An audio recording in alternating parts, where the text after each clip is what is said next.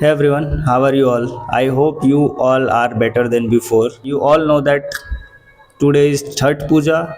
So first of all, happy Chhath Puja to all of you. May God bless you all and you all may achieve all of your dreams.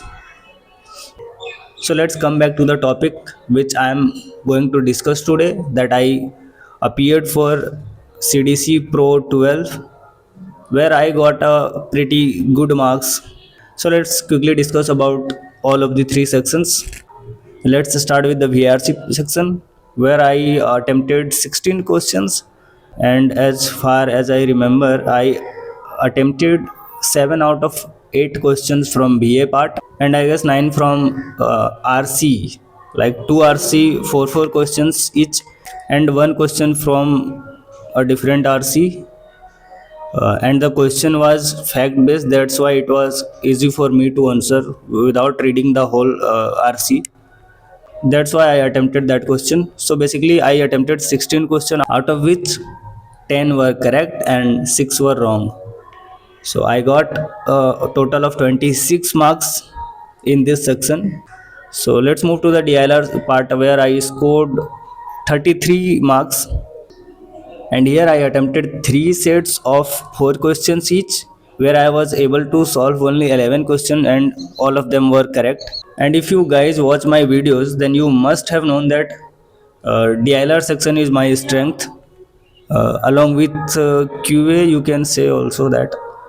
But that was it. I scored 33 in DILR.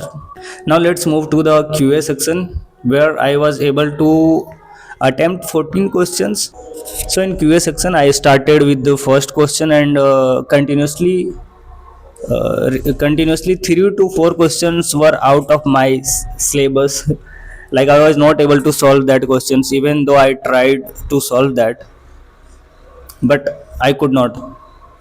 And at that point of time I was wasted, I guess, 9 to 10 minutes, and I was not able to solve any of the questions. So I was left with 30 minutes, and here I felt that I'm going to mess up in this part.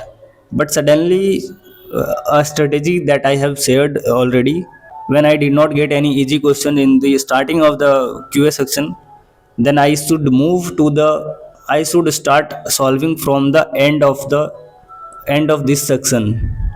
So basically this helped me because I guess in the last 10 questions of QA was easy enough. Like I was able to solve like 5 to 6 questions from that part,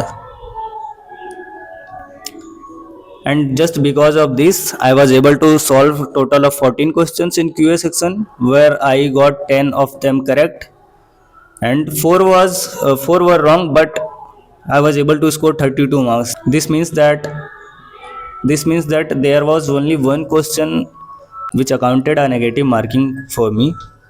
So this was all about individual section, and if I talk about the overall marks, so overall it was 91 marks.